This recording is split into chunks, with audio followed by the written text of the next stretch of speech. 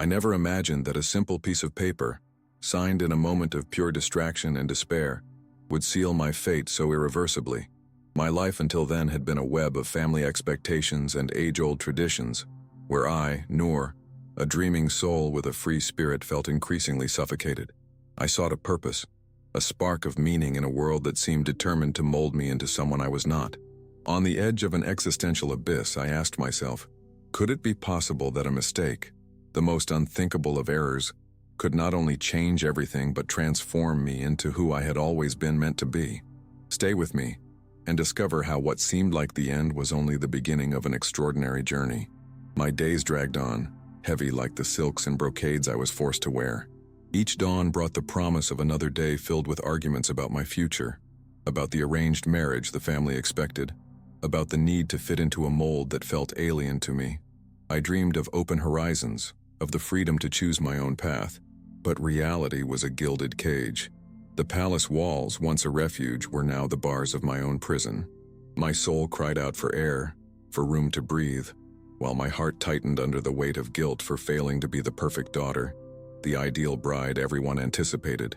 It was amidst this haze of anguish and despair that everything happened. My mind was far away, lost in daydreams of escape as I leafed through a pile of endless documents. Land contracts, business agreements, bureaucratic papers that held no interest for me. I was there out of obligation, assisting my father in yet another one of his transactions, but my attention was split between the task and the imminence of an ultimatum that would change my life forever. That day, the pressure was unbearable. My father had instructed me to review and sign a series of routine papers, those that required only my initials to formalize minor secondary transactions. I was tired, exhausted from the endless negotiations and the disapproving glances of the family elders. The pen felt like it weighed a ton in my hand, each stroke a surrender of my own will. One of the documents, a scroll with elaborate handwriting and an imposing seal, was in the middle of the stack. I barely read it, my mind foggy, my eyes blurred by unshed tears. I only saw the dotted line, the family name at the top, and the space for my signature. I signed. A mechanical gesture, a thoughtless act, a colossal mistake. The momentary relief of having completed the task was quickly replaced by a chill running down my spine. It was not an ordinary paper. The man who handed me the document, a pale and silent scribe, looked at me with a strange mixture of reverence and pity. His eyes told me I had done something irreversible. Then the words, previously a blur in my vision, jumped out at me. Arranged marriage contract. My name Noor, followed by the name of Sheikh Hassan, a legendary leader as respected as he was feared. A man whose reputation echoed through deserts and palaces, a mystery wrapped in power. My heart stopped. The thin air, the room spun. I had signed a marriage contract. By mistake. A bureaucratic misunderstanding, a fatal moment of distraction, and I was now promised to a man I didn't even know, trapped in a fate I never could have imagined. My freedom, my dreams, everything I cherished, slipped through my fingers like fine sand. I was thrown, without warning, into the arms of a man who embodied power and enigma, an uncertain future, where the only certainty was the loss of my own identity.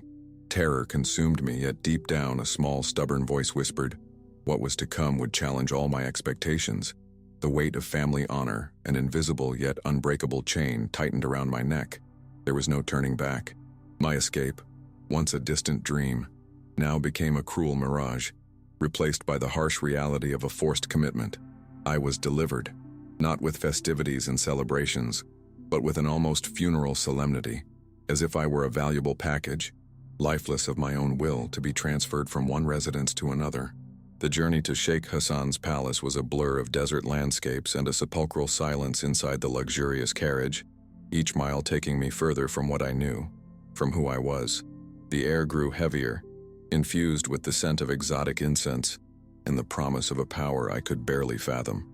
When the imposing palace walls appeared on the horizon, they didn't look like a refuge, but rather the fortress of a new prison, grander, and therefore even more terrifying.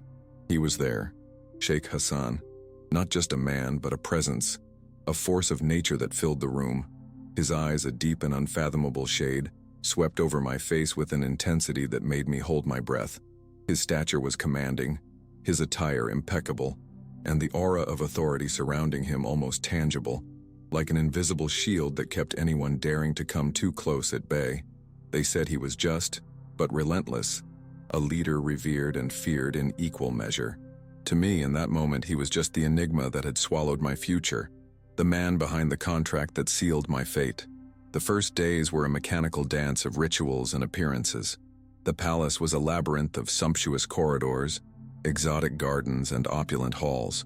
But to me, each room was merely an extension of my cell. The finest silks, the brightest jewels, the most lavish banquets, all of it was a smokescreen, masking the truth that I was a prisoner in my own life. I ate, drank, participated in ceremonies, but it was as if I were watching it all from outside, a pale shadow in a world of vivid colors. My freedom had been stolen, and the fear of a life without love, without choice, without real purpose gnawed at my insides. The court was a nest of vipers where smiles hid. Behind poisonous intentions and whispers were the sharpest weapons. Intrigue was constant, scrutinizing gazes unrelenting. I felt every movement I made being judged, every word weighed, every silence interpreted. The royal duties, once mere tales in books, were now heavy burdens suffocating me. There was etiquette, audiences, meetings with the elders, obligations to the women of the harem, a complex and ruthless universe for which I had not been prepared. I, Noor, the dreamer who sought simplicity, was now immersed in the complexity of an empire. How could I survive? How could I find my worth in a place where I was nothing more than a pawn in a game of power? I constantly found myself searching for a glimpse, a crack in Sheikh Hassan's armor. He was a man of few words, his gestures measured, his expression almost always impassive. I observed him from afar during formal dinners and rare public appearances, trying to decipher the mystery that shrouded him. What lay behind that facade of power? Was there humanity there, or just the cold calculation of a ruler? Each day the pressure mounted. The expectation that I would adapt, that I would become the queen they hoped for, was an overwhelming burden. But deep down, I refused to be erased. I clung to my essence, to my dreams, like a castaway clings to a piece of wood in the midst of a stormy ocean. Our first private meeting, beyond the brief formal introduction, happened on a stormy night, when the wind howled like a restless spirit through the palace windows. I was in the great hall, seeking solace in reading an ancient manuscript, when he entered. There was no warning, no herald, only his sudden presence that made the air vibrate. I raised my eyes and met his. A shock. It was not the coldness I expected, but an almost imperceptible curiosity. He approached, his steps firm and silent, and stopped a few feet from me. The silence that followed was heavy, loaded with unspoken questions. "What are you reading, Noor?" His voice was deep, resonating in my bones, and for the first time, it didn't feel like an order but a genuine inquiry. My hands trembled slightly as I held the book. "It is a collection of ancient poems, Your Majesty, about the quest for freedom and true love." A muscle in his jaw twitched. "Poetry. I thought you were more interested in matters of state." I lifted my chin, feeling an unexpected surge of courage. Matters of state are important, of course, but the human soul also needs nourishment, Your Majesty, and poetry to me is the bread of the soul. His lips curved into a slight, almost imperceptible smile, a glimpse of something I hadn't expected. "Interesting. Most women at court prefer jewelry and gossip." "I am not most women at court," I replied without thinking, immediately regretting it. There was too much boldness in my voice, but he didn't seem offended.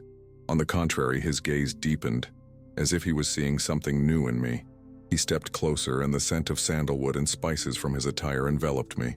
"Indeed, you are not. And what does the poetry say about the freedom you so long for?" His question caught me off guard. I hadn't expected him to notice my anguish or to care. "It says that true freedom is not in the absence of chains, but in the strength of spirit to carry them with dignity, or to break them when the soul demands it." Sheikh Hassan was silent for a long moment, his eyes fixed on mine, as if reading my soul. I didn't know if I had irritated or impressed him. The tension was almost unbearable. Then, he simply nodded slowly. "I understand." He turned away, and I thought the conversation was over. But before leaving, he paused at the doorway. "Tomorrow, come to my office." The invitation, or was it a disguised command, echoed in my mind throughout the night. Sheikh Hassan's office. Those words bore a weight I could barely decipher. Was it a reprimand for my audacity, or a test, a new trap in my gilded captivity. Sleep eluded me, replaced by a restlessness blending terror with a strange, almost guilty curiosity. Deep down, a part of me, the part that still dared to dream of freedom, wanted to understand the man behind the mask of power. Morning arrived, gray and heavy, like the veil that shrouded my future. I dressed in a simple yet elegant outfit, chosen to neither attract attention nor diminish a silent dignity. With every step through the palace corridors, the echo of my shoes seemed to amplify my heartbeat. The Sheikh's office lay in a more secluded wing, far from the court's clamor, a sanctuary of power and secrets. I knocked on the door, and a deep, firm voice granted me permission to enter. The room was austere yet imposing. Shelves packed with ancient books and rare manuscripts lined the walls, a fascinating contrast to the coldness I associated with the Sheikh. A large, dark wooden desk dominated the center, strewn with maps, documents, and a silver inkwell. He stood with his back to the window, watching the courtyard. The morning light outlined his silhouette, rendering him even more enigmatic. He turned to me, and his eyes, which the previous night had flashed something unexpected, were once again impenetrable. "Noor, sit." His voice was neutral, devoid of any trace of the curiosity he had shown before. I sat in the chair before him, my hands clasped in my lap, trying to control the trembling. Silence stretched thickly, and I braced myself for what was to come. "Your passion for poetry and freedom intrigued me." He finally broke the silence, his voice a deep murmur. "In this palace, most seek power, not words." I swallowed hard. "Your Majesty, poetry is how my soul resists conformity." He watched me closely, and for a moment, I swore I saw a glimpse of melancholy in his eyes. "Conformity is the foundation of our world, Noor. But I understand your quest. In my younger years, I too sought something beyond, of obligations." That small revelation caught me by surprise. He, the feared Sheikh Hassan, had also harbored dreams that defied expectations. That was the first crack in the wall he had built around himself. "I have a task for you." He approached the table, picking up a scroll.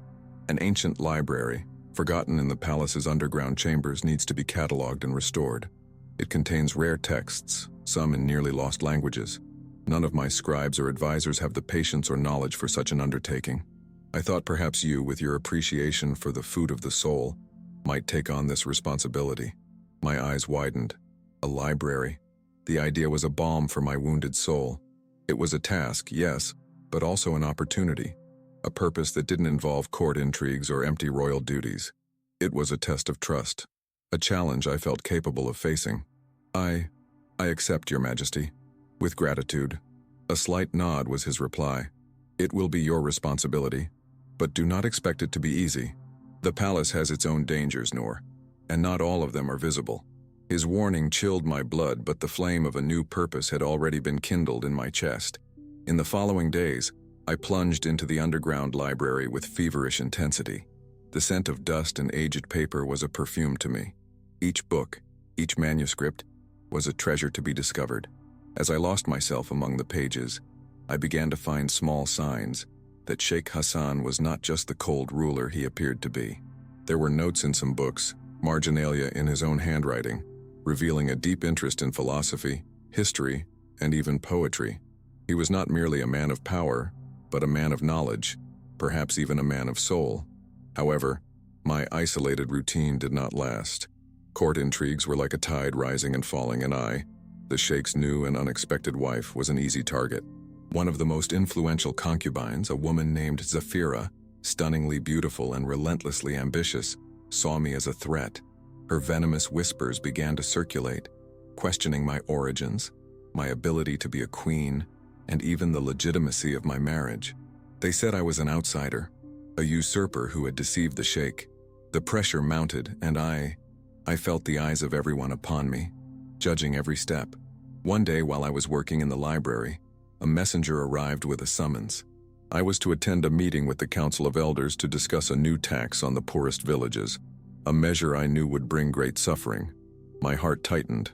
I had no voice, no power, but the injustice wounded me deeply. At the meeting, Zafira, with a cruel smile, suggested that I, as the Sheikh's new wife, should be the first to publicly endorse the measure. demonstrating my loyalty to the palace. It was a trap, a way to force me to support an injustice or, by refusing, reveal my disobedience and weakness. My stomach churned, and the air seemed thin. I was caught between a rock and a hard place. If I agreed, I would betray my own principles.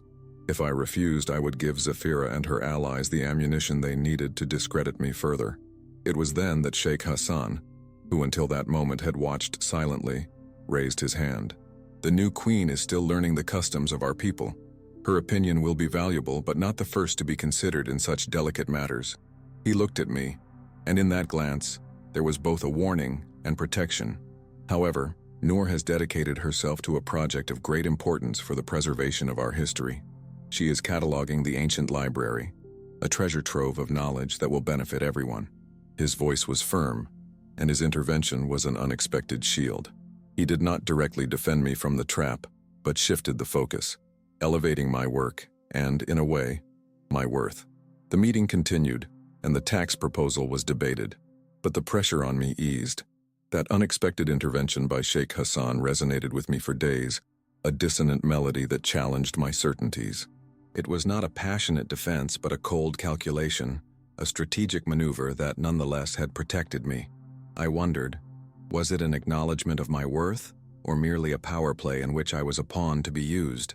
The ambiguity of his actions was as captivating as his presence, and I found myself, against my will, increasingly intrigued by the man he was, or the one he allowed me to see. I returned to the library with renewed energy, but also with a new layer of curiosity. Every scroll I dusted off, every book I opened, seemed to contain not only the history of our people, but also fragments of Sheikh Hassan's own story. His annotations, once just a detail, were now clues. In an old volume about the great battles of the desert, I found a passage underlined in a familiar handwriting. "The greatest victory is not over the enemy, but over one's own impatience." Beside it, a brief note. "Father disagreed. I learned." That phrase, so personal, so intimate, revealed a Hassan I had never imagined, a young man who had also struggled, who had learned, and who perhaps carried invisible scars. He was not merely the unshakable monarch, but a man forged by his own battles, and by the shadow of his predecessor. This discovery opened a crack in my perception. I began to see him not just as my captor, but as a complex individual, burdened by his own overwhelming pressures and responsibilities. Our meetings in the library became more frequent, though still formal. He came to inspect my progress, but his eyes lingered on the notes I had made, on the books I had chosen. One afternoon, as I was organizing maps of ancient trade routes, he approached, his steps as silent as always. "These maps reveal the wisdom of our ancestors in navigating by the stars," he said, his voice a nearly poetic murmur. "They understood that the path is not always obvious, Noor, and that the desert's darkness, Your Majesty, can be the greatest ally to those who know how to read the signs," I replied, feeling a courage I had never possessed before. Our eyes met, and this time, the silence was not one of tension, but of understanding. It was as if we were speaking a language secret, accessible only to the two of us. It was then that Sheikh Hassan surprised me with a new test of trust, one that went beyond the library. "There's a delegation of merchants coming from distant lands next week," he announced during one of our meetings. "They bring proposals for a new trade treaty, but there is mistrust between the parties. I want you to be present at the meetings, not just as a listener, but to observe, to give me your perspective." My heart leapt. This was an enormous responsibility, a direct foray into matters of state, something no newly arrived queen, and even more so one who had signed a contract by mistake, would ever have. It was a sign that he was willing to give me a voice, to see me beyond my mistake. "But Your Majesty, I have no experience in diplomacy or trade," I protested, my voice trembling with surprise. "You have something more valuable, Noor," he replied, his eyes fixed on mine. "You have a curious mind and a heart that seeks truth, and unlike many here, you have no hidden agendas. Watch, listen, then tell me what your eyes and soul have seen." The pressure on me increased exponentially. Zafira and her allies' presence became even more ostentatious. Their gazes followed me like shadows, their whispers intensified, and I knew every step I took would be scrutinized. The news that I would be attending the diplomatic meetings spread like wildfire, fueling envy and fury within the court. Zafira, in particular, made no effort to disguise her disdain.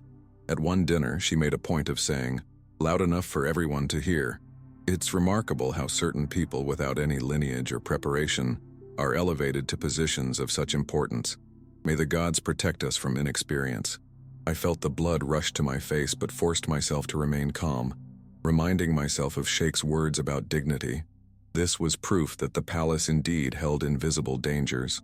I was alone, facing a sea of hostility, with the only anchor being Hassan's enigmatic trust. The meetings with the delegation were a whirlwind of foreign tongues, complex negotiations, and false smiles. I sat in silence, observing the power play, the way how words were used as weapons and shields. The merchants, two brothers from a neighboring province, seemed unwavering, each seeking maximum advantage for himself. Hassan, impassive, listened to everyone, but his eyes occasionally turned to me, as if seeking silent confirmation. After days of deadlock, the tension became palpable. No one could reach an agreement. In a moment of frustration, one of the brothers, the elder and more impetuous, threw a map onto the table, accusing the other of bad faith. The room fell into a heavy silence. It was then that, almost without thinking, I leaned in and pointed to a small detail on the map, an ancient caravan route that had been decommissioned centuries ago. "Your Majesty, what if the problem isn't intent, but perspective?" My voice, low, echoed in the room. "This route, though old, is still remembered by the Bedouins. It crosses lands both clans consider sacred. Perhaps if the new route could incorporate a small detour honoring this passage, trust could be restored." All eyes turned to me. Zafira let out a quiet snort, but Sheikh Hassan did not reprimand me. On the contrary, his gaze fixed on the map, then on me. He picked up the pen and, with a precise movement, drew a new path incorporating my suggestion.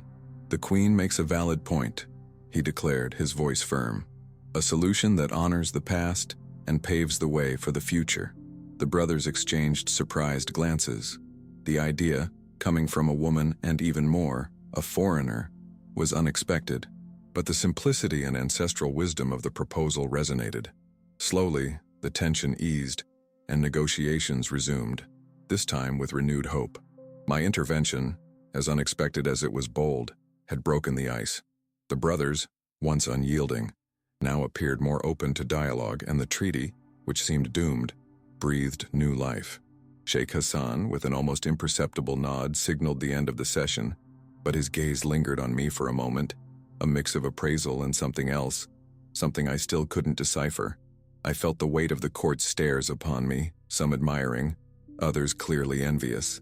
Zafira, with her cold beauty, cast me a look that promised retaliation, a silent warning that my small victory would not go unpunished.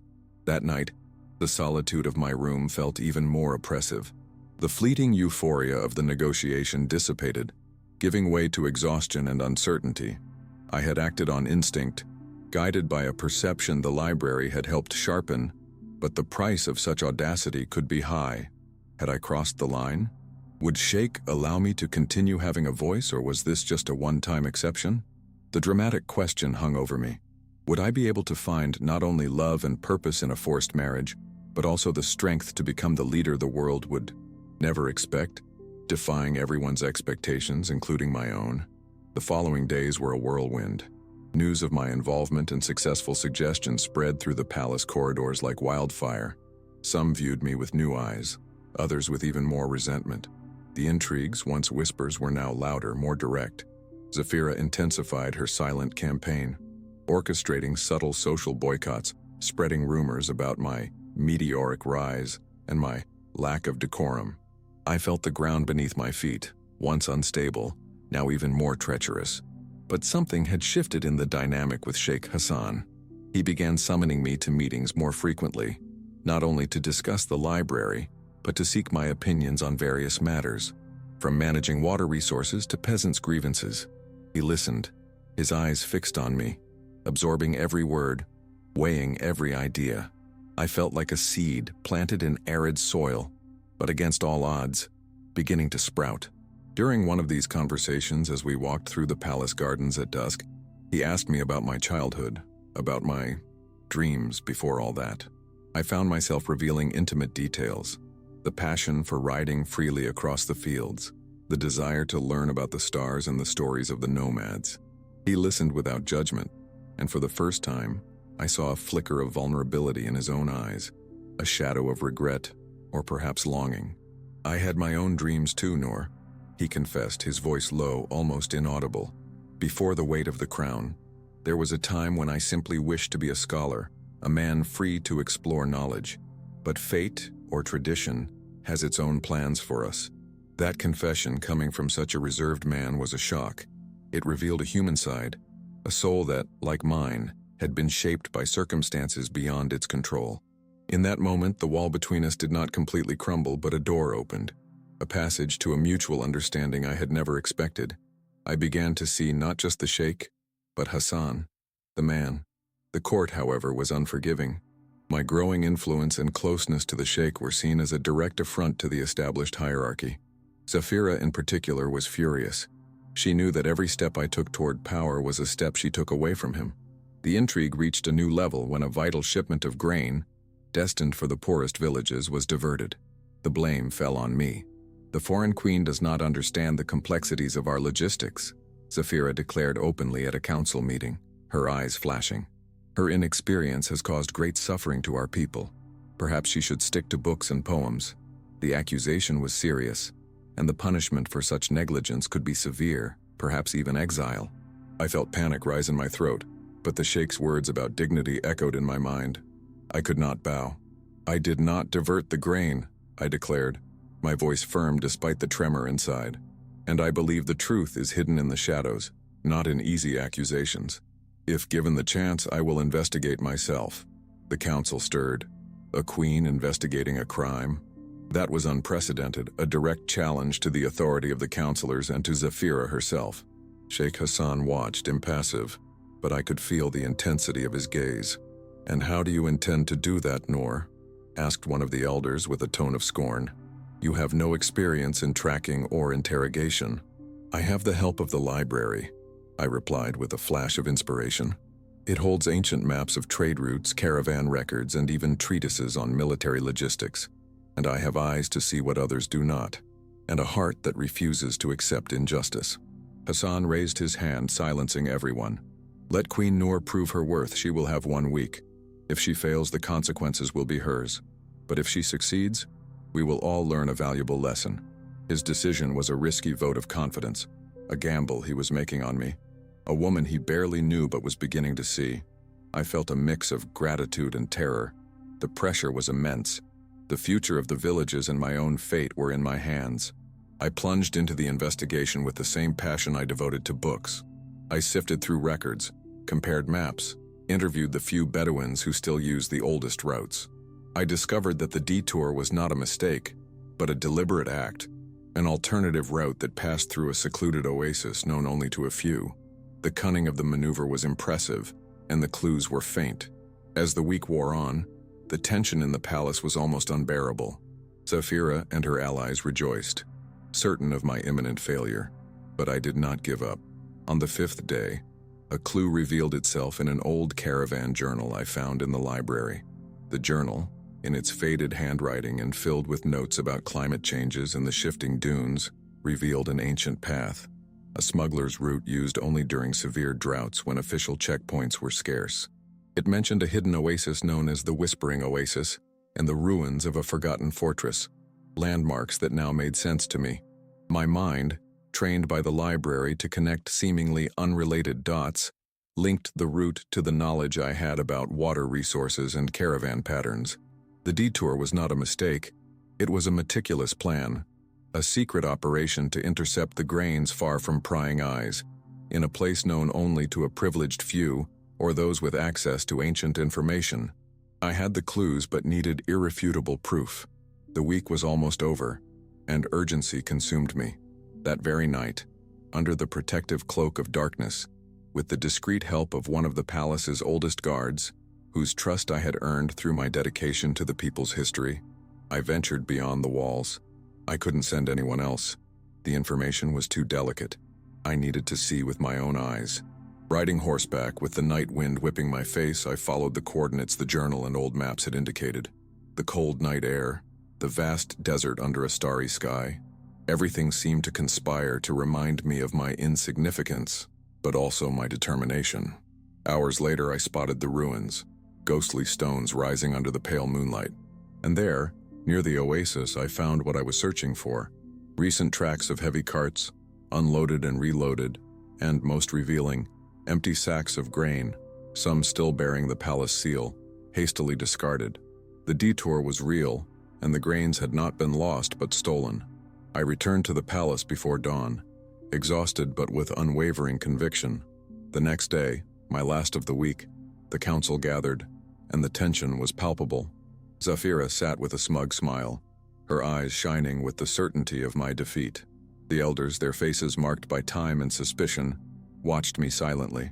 Hassan was on his throne, his expression unreadable, but I could feel the intensity of his gaze. About me, a mixture of expectation and worry. Noor, the outsider queen, do you have something to tell us? Zafira taunted, her voice dripping with venom. Or should we assume your investigation was nothing more than a pointless distraction? I stood up, feeling my heart pounding in my chest, but my voice, much to my own surprise, came out steady. I do have something to say, Zafira, and to all of you. The grains were not lost, they were diverted, and I know exactly where and by whom. A murmur of astonishment swept through the room. Zafira turned pale but quickly regained her composure, releasing a sarcastic laugh. Empty accusations get us nowhere, Noor. Where is your proof? The proof is here. I spread out a map, carefully drawn by me, with the official route and the detour marked in red, indicating the whispering oasis and the ruins. This is an old path, known to few. A path that does not appear in modern records but was detailed in a caravan journal I found in the library dated centuries ago. The elders leaned forward to see the map. Hassan descended from his throne and approached, his eyes fixed on the details. "And how did you know this path was used?" asked one of the elders, his voice laden with skepticism. "I went there myself." The confession caused a new stir. I found recent traces of wagons and sacks of grain bearing the palace seal discarded. The detour was orchestrated to look like an accidental loss, but it was a theft. Zafira abruptly stood up, her eyes flashing with fury and despair. "That's absurd, a lie. She's trying to cover up her own incompetence with baseless accusations. I would never do such a thing." "Indeed, Zafira, you would never do such a thing." My voice grew firmer as I looked directly at her. "But your cousin Jamal, the head of the guard responsible for the escort of the shipment, yes. He has gambling debts that would drive him to any extreme. And secret payment records, which I also found in the library, show transfers to accounts in his name far beyond what he could justify, shortly before the diversion. And most importantly, Jamal is the only one with unrestricted access to the ancient maps in the library that detail this path. Maps he consulted repeatedly in recent weeks before the loss of the grains. The silence that followed was deafening. Zafira staggered, her face pale as death. The accusation, backed by solid evidence, hit her squarely. She had used her cousin as a pawn, trusting that he would be discreet and that no one, not even the foreign queen, would unearth such secrets. Hassan, who had remained silent until now, turned to Zafira, his eyes black as obsidian. "Zafira, do you have anything to say in your defense?" She tried, stammering, mumbling excuses and accusations against me, but her words were hollow, lacking the conviction that her previous intrigues had carried. The brutal, naked truth hung in the air. "Jamal will be interrogated, and the evidence will be verified," Hassan declared, his voice resonating with unquestionable authority. "If Queen Noor's accusations are confirmed, the punishment will be exemplary. And as for you, Zafira, your role in this scheme will be investigated. Your influence at court is suspended until the full truth comes to light." The Sheikh's decision was a fatal blow to Zafira. She was escorted out of the room, her pride shattered. I watched her leave, feeling a mixture of relief and sorrow. The victory was not sweet, for it had unveiled the rot that was eating away at the heart of the palace. Hassan turned to me, and for the first time I saw a smile on his lips, a genuine smile that reached his eyes. "Noor, you have not only proven your worth but also uncovered a conspiracy that could have caused great suffering to our people. Your intelligence and courage are invaluable. In that moment, the walls of my golden prison completely crumbled. I was no longer the frightened young woman who had signed a contract by mistake. I was the woman who had found her voice, her courage, and a purpose that transcended any contract. Hassan's smile, so rare and genuine, was the seal of a new era, not just for me, but for the destiny that was now beginning to unfold between us. The court, once a stage of whispers and intrigues, now saw me with different eyes, some with newfound respect, others with an even more voracious envy, but now tinged with caution.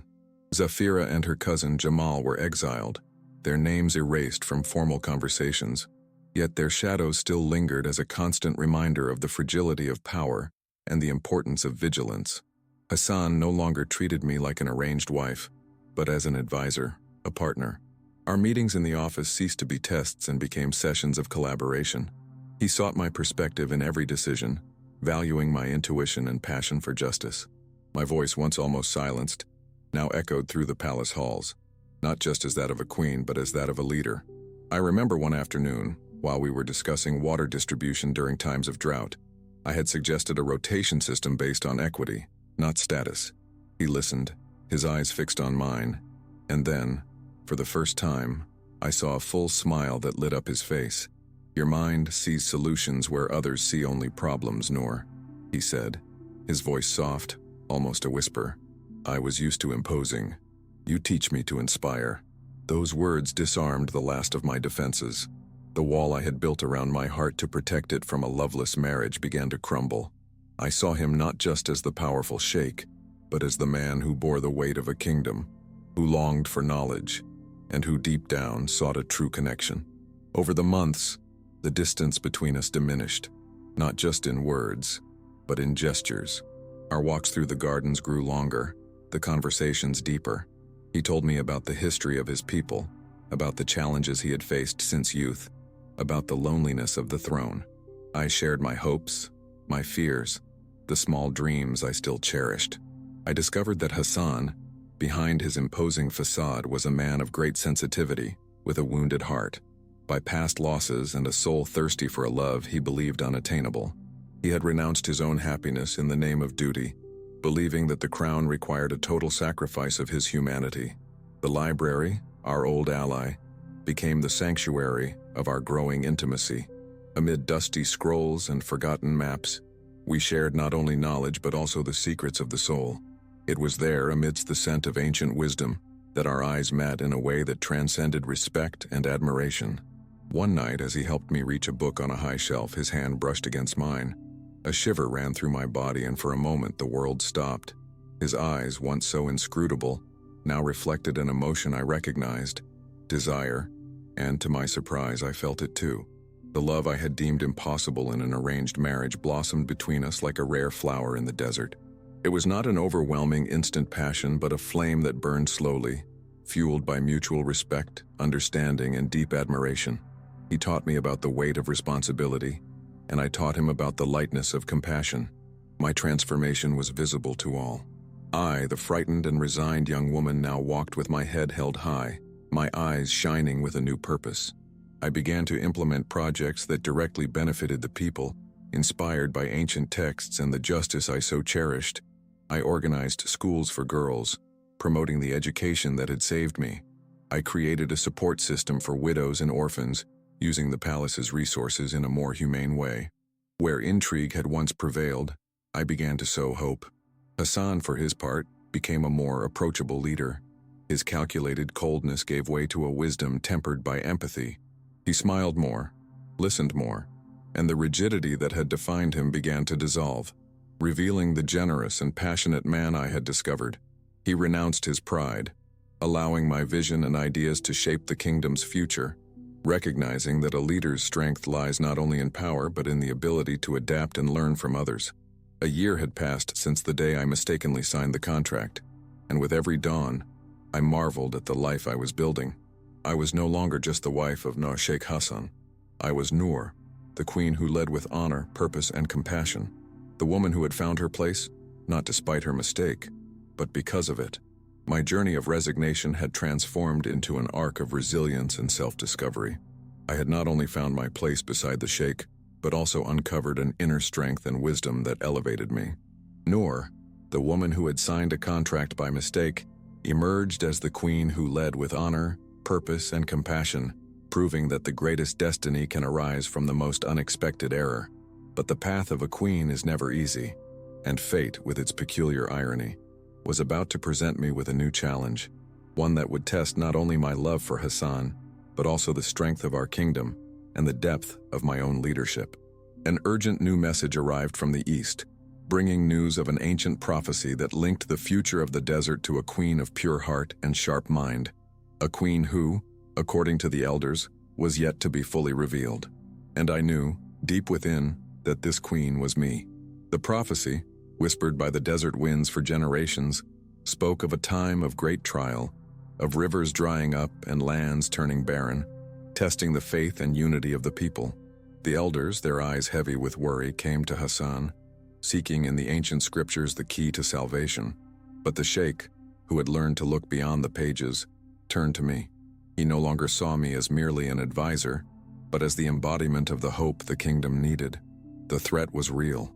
The drought deepened, and the water shortage ignited the flame of discord among the once allied tribes. Fear and distrust threatened to destabilize all that Hassan and I had built. I gathered the tribal leaders in a great council, an unprecedented feat for a queen. At the center of the room there was no throne, only a round table, symbolizing equality. I spoke not with the voice of authority, but with that of the heart. I told them about the interconnectedness of all things, about how the strength of a people lies in their ability to care for one another, even when nature is cruel. I quoted passages from the library's books that spoke of an ancient time when borders were fluid and water, a common good, was shared wisely. I proposed a water resource management plan based on cooperation, where each tribe would contribute its knowledge and wells, and every drop would be distributed equitably. There was resistance, of course. Skeptical voices rose, questioning my authority, my outsider origins. But Hassan, standing by my side, didn't need to say a word. His gaze, steady and full of confidence in me, silenced the opponents. He had renounced his pride as an absolute leader, choosing partnership in the vision of a woman who, by chance, had become his queen. Together, we were stronger. Gradually, the seeds of cooperation began to sprout. The tribes joined forces, digging new wells, sharing the irrigation techniques I had researched in the ancient manuscripts. The prophecy was fulfilled, not in destruction, but in unity. Water returned to flow, not from a miraculous source, but from the collective wisdom and compassion Noor had inspired. The kingdom prospered like never before. Hassan and I ruled side by side, a true king and queen, not just by title, but by design.